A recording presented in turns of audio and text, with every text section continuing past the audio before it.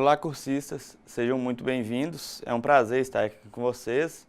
Meu nome é Maicon. Vamos conversar nesses próximos minutos sobre a disciplina Gestão Operacional. De início, eu gostaria de apresentar o que é a disciplina e como ela pode ser aproveitada como fruto de um debate que os senhores já vêm recebendo das primeiras disciplinas. Bem, temos como objetivo nessa disciplina identificar conceitos e instrumentos de análise básicos de gestão operacional, para que o aluno compreenda os processos de planejamento governamental e possa aplicar nas suas atividades. Dessa forma, pretende-se que, através dessa disciplina, auxiliar vocês, gestores, no desafio de integrar o gerenciamento do dia a dia e as orientações dos planos e programas com as definições legais. Pretendemos ainda destacar a importância dos controles e da avaliação operacional. Para que a gente possa fazer esse debate, é importante entender que a disciplina é dividida em 3 unidades. A unidade 1, que vai tratar da introdução à gestão operacional, né? A unidade 2, gestões operacionais críticas. E a unidade 3, o controle operacional e os sistemas de avaliação. Na unidade 1, a introdução à gestão operacional, gestões operacionais críticas na unidade 2 e o controle operacional e os sistemas de avaliação. A primeira unidade ela trabalha com conteúdos introdutórios à gestão operacional, né, trazendo conceitos importantes para a compreensão dessa disciplina. Já na unidade 2, serão trabalhados os serviços públicos, os processos, os projetos, bem como serão diferenciadas a gestão de processos e a gestão de projetos. Na unidade 3, adentraremos nas características dos sistemas de avaliação e vamos identificar os elementos que implementam esses sistemas. Começando nossa discussão, iremos apresentar alguns conceitos que serão necessários para a compreensão da disciplina. Apesar da discussão que existe sobre os conceitos de administração e gestão, nessa disciplina nós trataremos os 2 termos como sinônimos. Sendo assim, temos gestão, que a gestão vai abranger 4 etapas, que é o planejamento, onde serão definidas as metas e os métodos a serem utilizados, a execução, onde serão gerados os produtos, a avaliação, onde se compara o planejamento realizado com o realizado, e o controle, onde procura corrigir as disfunções e rever o planejamento anterior, né?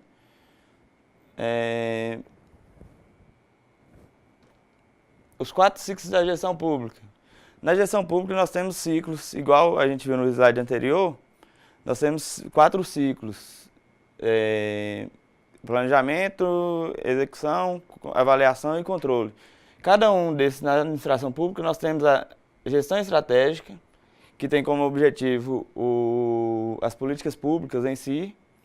A gestão tática enfoca os principais planos diretores, planos plurianuais, com os respectivos programas. E a gestão operacional, que objetiva as ações operacionais de prestação de serviços públicos para os seus usuários e beneficiários. Esse será nosso objeto de estudo, né? Este modelo de ciclo é hierárquico. Apesar de ainda ser predominante, ele vem sendo substituído por outros modelos de organização, como os modelos matriciais, processuais e em rede. Aqui nós temos, para facilitar a visualização desse ciclo, percebemos que nesse esquema, qualquer ação executada dentro da gestão operacional, o ciclo de gestão operacional é esse aqui, ó, gente.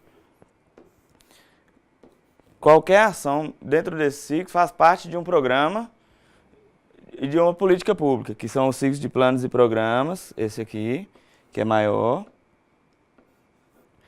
e esse outro aqui, que é gestão de políticas públicas, que é o maior. Então, podemos dizer que o ciclo de gestão de políticas públicas, o planejamento, temos o planejamento, no ciclo de gestão de políticas públicas temos o planejamento, né? No planejamento, a construção da agenda, a formulação da política e a comunicação da política das decisões estratégicas. Já na execução, a implementação dessa política pública. E por fim, na avaliação, a avaliação das políticas, a apreciação dos efeitos atribuídos a tal ação do governo e o por último, o controle, que seria a correção da trajetória das ações para melhorar o serviço. Em todas as esferas da administração pública, os gestores costumam dedicar mais esforço às etapas de planejamento e formulação, deixando às vezes de lado essa avaliação e o controle quando se trata de gestão das políticas públicas. Essas etapas elas também são de extrema relevância. No entanto, por existir dificuldades em realizá-las, eles acabam deixando elas um pouco de lado. Já o ciclo de gestão de planos e programas, no planejamento nós temos a formulação de planos diretores e planos plurianuais, como a aprovação de leis orçamentárias e leis organizativas do uso de bens comuns. Já na execução, passamos para a implementação de planos, programas, orçamentos. Na avaliação, o monitoramento e avaliação dos planos, dos programas, orçamento e o controle. No controle dos planos e o orçamento, né? Esse ciclo, ele exerce impactos mais diretos na gestão operacional do que o ciclo das políticas públicas, né? Ao contrário do ciclo de gestão de políticas públicas, esse ciclo, os gestores se dedicam de forma igual para cada uma das etapas: planejamento, execução, avaliação e controle. E percebe-se que os órgãos de controle, como os tribunais de contas, CGU, entre outros, analisam de forma intensiva os conteúdos e os instrumentos de gestão desse ciclo.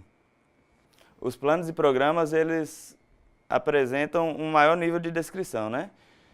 Apresentam também uma maior institucionalização, pois apresentam indicadores mais formais, metodologias e ferramentas preconizadas já nos dispositivos legais, né?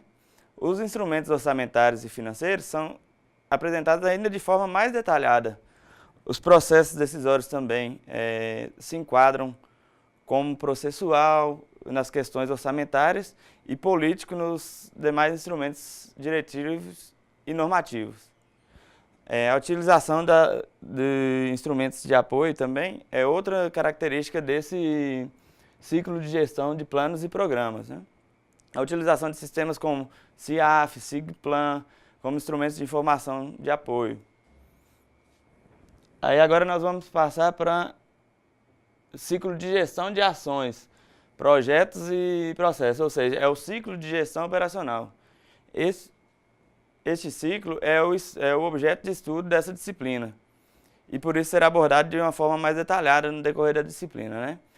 Então, a gente tem o planejamento, onde acontece a modelagem das ações operacionais e a cronogramação dessas ações, a execução de ações operacionais, a avaliação, que é o monitoramento e a avaliação dessas ações, né? E o controle, que é o controle dessas ações. Como características desse ciclo, o modelo de gestão desse ciclo é prescritivo e fortemente centrado em controles. Isso ocorre principalmente porque as atividades de controle são executadas, em sua maioria, por órgãos e entidades externas à execução. Esse ciclo passa por 3 formas de controle, que é o controle interno, o controle externo e o controle social. O controle interno ele é realizado dentro do próprio órgão e é onde é executada a ação, né? O externo foi estabelecido pela Constituição Federal de 88 e é realizado principalmente pelos tribunais de conta. Já o controle social surge a partir de uma maior participação que a sociedade vem tendo, né? Fortalecimento das procuradorias também, a participação da fiscalização por parte da sociedade mesmo, né? Os processos decisórios desse ciclo são baseados no modelo racional, embora possa variar de acordo com o serviço, né? Agora vamos passar para o controle operacional. Para o controle operacional e as demandas do Estado e da sociedade. Escolhemos essa etapa, a etapa de controle, para iniciar o nosso desafio de compreender a gestão operacional, porque acreditamos que essa atividade é fundamental para que as prestações de serviços públicos sejam operacionalizadas com dinâmica e qualidade exigidas pelos usuários e beneficiários desses serviços, né? Apesar de ser percebida de forma negativa pelos agentes públicos, o controle é imprescindível, pois os recursos não são particulares, e sim públicos. Vemos a todo instante que, mesmo com o mecanismo de controle, ocorre muito desvio de dinheiro público, A todo momento temos notícia de corrupção, de superfaturamento, de obras, pagamento de propina, entre outros. Então, os usuários de serviços públicos também muitas vezes veem os controles de forma negativa. Eles são confundidos muitas vezes com burocracia, que servem para dificultar o andamento dos processos, né? Agora nós vamos passar a abordagens do ciclo de gestão, gente.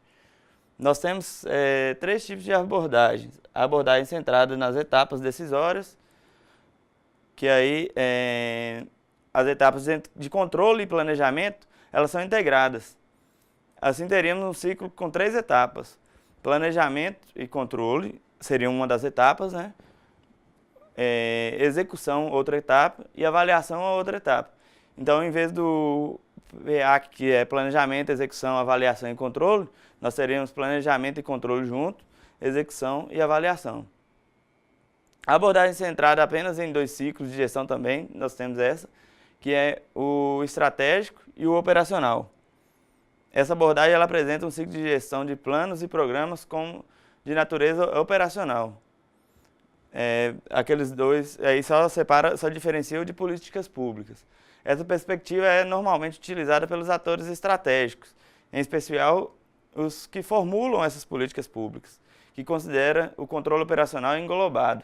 Além do controle das ações operacionais, o controle também dos planos e programas, né? E uma outra abordagem é a abordagem centrada no controle interno. Essa abordagem, o controle interno e o operacional são equivalentes. No entanto, no decorrer da disciplina, vamos ver que o controle interno é um tipo de controle operacional, mas ele não é o controle operacional todo, né? O controle pelo Estado e suas demandas para o controle operacional, né? Esse controle tem sentido amplo, ou seja, tudo aquilo que o Estado faz para controlar as ações dos órgãos, das entidades. No ordenamento jurídico são previstos vários instrumentos de controle, por exemplo, a Lei Orçamentária Anual, a Lei de Licitações e Contratos. E quais são os objetivos desse controle do Estado? Primeiro, proteger os ativos públicos. Proteger os ativos públicos. De quê? De impedir, detectar o uso indevido de recursos públicos, o desvio de recursos públicos, a corrupção. Segundo, esse aqui, ó, gente, diminuir o risco de tomada de decisões incorretas. Implantar sistemas de informações que subsidiem, que apoiem a tomada de decisões. E terceiro, conseguir adesão às políticas públicas. Ou seja, orientar quem está indo prestar o serviço público a forma como a política pública, os planos, os programas estão alinhados, né? Os tipos de controle operacional que a gente tem na administração pública. Eu já disse antes, né, que é o controle interno, ou também chamado de controle administrativo, o controle externo, o legislativo, e o controle externo judicial.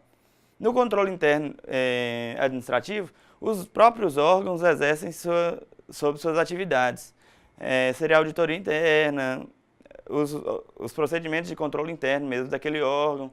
Já no controle externo, legislativo, é exercido por órgãos do Poder Legislativo, como o Congresso Nacional, como as Assembleias Legislativas, as câmaras de vereadores ou até mesmo as comissões parlamentares. Vale lembrar que o TCU normalmente é vinculado ao Congresso Nacional. E os órgãos de controle externo judicial. Como o nome já sugere, né, é o judiciário intervindo sobre os atos do executivo, do legislativo e do próprio judiciário, né? Essas são as principais formas em que o controle está dividido. Controle da sociedade, aí agora nós vamos para o controle da sociedade e suas demandas de controle social. O que acontece aqui a gente pode ver que o candidato ele apresenta uma proposta de governo, depois ele vem à eleição, ele é designado para cumprir aquele mandato, ele vai fazer o planejamento e executar tudo que ele prometeu aqui na proposta. O que acontece? A sociedade agora ela vai ter duas formas de controle social. A primeira aqui, ó, através do portal da transparência, ela vai fiscalizar os atos de cada um desses candidatos, né? E outra forma que a sociedade tem, tá vendo a setinha aqui, ó, gente? Ela vem para cá, seria a forma de reeleger ou não esse candidato. Então, esse é o controle pela sociedade e as demandas que a sociedade tem. Se o político, se o gestor, ele está de acordo, está seguindo o que a sociedade demanda, entendeu? Agora, na unidade 2, nós vamos apresentar as gestões operacionais críticas. Conforme programado, nessa unidade nós vamos passar as etapas de planejamento e de execução da gestão de ações operacionais. Então, para isso, nós vamos, em primeiro lugar, centrar nossa atenção na etapa de execução das ações operacionais, nos processos e projetos, que podem ser entendidos como um conjunto de atividades diferentes, executadas para quê? Para prestar um serviço público para a população. Vamos começar com os serviços públicos, gente. Temos que o serviço público é toda atividade que a lei atribui ao Estado. Isso pode vir diretamente ou ele pode delegar também a outras entidades, né? Esses serviços eles podem ser divididos conforme esse esquema aqui. Em atendimento direto, por exemplo, saúde, educação.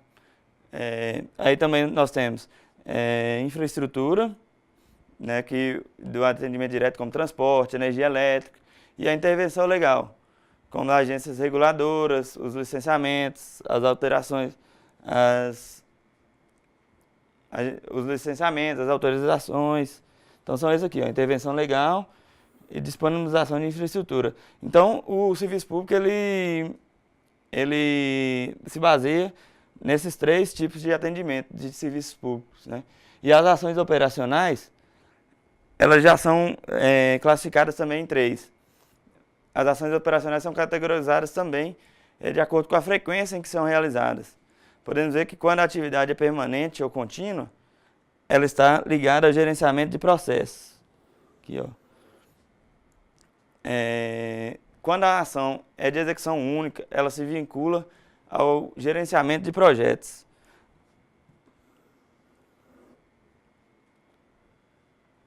Ela se vincula ao gerenciamento de projetos. E temos aqui a sazonal, que ela é um modelo híbrido, né? Então, nos processos nós temos aqui um esquema básico, que é para explicar como utilizar. Nós vamos usar agora para explicar esse esquema, um exemplo de um atendimento médico em um posto de saúde pública. Então, onde estão escritos P1, P2, P3, P4, etc., representam cada um dos procedimentos realizados, como a recepção do paciente, o preenchimento de fichas, o atendimento médico, o fornecimento de medicamento, entre outros. Notamos que a execução desse procedimento ela é de forma sequencial, um depois do outro, né? Verificamos, então, que o cidadão ele vem e traz um insumo para cá, ó. Ele traz um insumo. Que insumo seria esse? Seriam as informações pessoais para o preenchimento das fichas, os sintomas para o atendimento do médico, então, entre outros, né? Já ao sair, aqui, ó, ele vai sair com produtos. Quais produtos seriam nesse tipo aqui de atendimento? Seriam as orientações médicas, os medicamentos que ele necessitará para o tratamento de saúde, né? Então, na figura acima, nós temos o quê? Os controles. Aqui, ó, nós podemos ver os controles, os objetivos, as leis que vão orientar a realização das atividades. Já na parte de baixo, nós temos os recursos necessários. Aqui, eles controlam e aqui nós precisamos de recursos administrativos, como instalação de posto de saúde, como recurso financeiro para pagamento de despesa, entre outras coisas, né? Recursos humanos, materiais, né? Então, verificamos ainda, nesse mesmo esquema, que a seta acima, nós vemos essa seta aqui, ó, que ela percorre todo esse caminho aqui. Ela representa o aprendizado específico, que vai para o controle e vai para o cidadão, onde tanto o usuário quanto o agente público verificam o que fizeram de certo e o que fizeram de errado. Então, os usuários eles podem aprender como solicitar. Tá vendo que ela vem aqui, ela sai do cidadão, ela sai do produto, vem para o cidadão e vem também para o controle aqui, ó. Então, ele pode aprender como solicitar os atendimentos e como é importante fornecer informações corretas.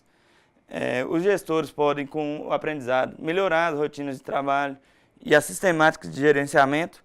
Tudo isso a fim de quê? De que o serviço seja de melhor qualidade. Aqui nós temos os processos a pedido, os processos programados e os híbridos. Essa figura aqui está mais simples que a anterior para facilitar o entendimento. Mas também nós temos aquela parte do controle e dos recursos também que vimos naquela figura anterior, viu, gente? Nesse aqui, ó, o solicitante, no processo a pedido, o solicitante está aqui, ele especifica claramente o pedido e o que ele quer como solução. Por exemplo, nós podemos ter as licenças, seja de veículos, de funcionamento, ele vai lá e solicita claramente que ele quer uma licença para aquele veículo. Então ele já dá a solução. Aí nós temos essa primeira figura, ela mostra um fluxo do processo a pedido. Já nessa segunda aqui, ela mostra o fluxo de processos programados. Já que os processos programados, nós temos como exemplo uma Secretaria de Educação, que ela monitora potenciais usuários de determinados cursos técnicos. Depois ela faz um estudo e programa a oferta desses cursos. Depois, os cursos são distribuídos em instituições de ensino da região, que irão executá-los em forma de projetos separados. Por fim, ele vem para a integração. Esses projetos eles são integrados e disponibilizados ao público-alvo, sendo que, da mesma forma que outros tipos de processo, esse será avaliado e fornecerá um feedback para o controle e para o público-alvo, da mesma forma que a gente viu naquela imagem anterior. Temos ainda o processo híbrido. Os processos híbridos são mais comuns do que você imagina. Pense, por exemplo, nos processos programados, caso fosse exigida aquele processo programado onde vai ofertar o curso técnico, vamos supor que fosse exigida a matrícula presencial desses estudantes em diversas escolas do município. Então nós teremos o processo primeiro e depois nós teremos um processo único, depois que seria o quê? Como eu iria dizer, seria aquela realização da matrícula, todos aqueles procedimentos que ele entraria com seus dados e saía como produto final a realização da matrícula, né? Teremos um processo programado de prestação de serviços online e um processo a pedido para as matrículas, funcionando de forma integrada para a prestação desse serviço, né? Por fim, ainda temos a gênese dos projetos. Nós já discutimos nas figuras anteriores os processos, né? Finalmente, podemos identificar os projetos. São aqueles usados para operacionalizar determinadas rotinas, determinadas ações fora da rotina dos processos a pedidos. Um exemplo bastante frequente são os da formação tradicionais grupos de trabalho. Ou seja, nós temos o processo a pedido aqui, e aqui temos vários grupos de trabalho que vão, cada um deles, realizar projetos separados para, no final, chegar ao resultado. O gerenciamento integrado de processos e projetos, nós vamos mostrar essa figura, né? Que é a integração de processos com projetos transformadores. É o primeiro tipo de integração que a gente vai verificar aqui. Então, a primeira curva, essa primeira curva aqui, ó, ela sinaliza o processo de prestação de serviço do público com o D1, que o D1 é o quê? Seria o desempenho inicial. Aí aqui, veremos que a partir do D3, o ganho de desempenho vai diminuindo. Então, deixando de ser suficiente para atender essa demanda. Aí é preciso o quê? Fazer o quê? Redesenhar esse processo. Verificamos que o círculo menor, esse aqui, ele representa o projeto A, que foi realizado para alterar algumas variáveis. Esse projeto A aqui, ó, para melhorar o desempenho 1 e chegar no desempenho 2, no D2 aqui, ó. Nesse D2 aqui, ó. Já para mudar o desempenho de D3 para o D4, nós vamos precisar de dois processos. Seria o processo B e o processo C. Então seria o B para descontinuar o processo vigente, que seria esse processo aqui, e o C para implantar um novo processo. Aí a partir daí a curva ela vai mudar e a gente vai conseguir chegar no D4 e vai subindo ainda, né? Veja que aqui, ó, as linhas se separam. Indica o que nessas linhas aqui? Quando elas se separam, indica que o processo foi descontinuado e continuou outro. Então, agora vamos falar de um outro assunto, que é a gestão de carga e capacidade de carga. A capacidade é o volume ou a qualidade que determinado conjunto de meios ou recursos possui. Por exemplo, a capacidade em relação à qualidade de uma norma de estabelecer como deve ser processado o atendimento de pedidos que chegaram fora do prazo fixado, por exemplo.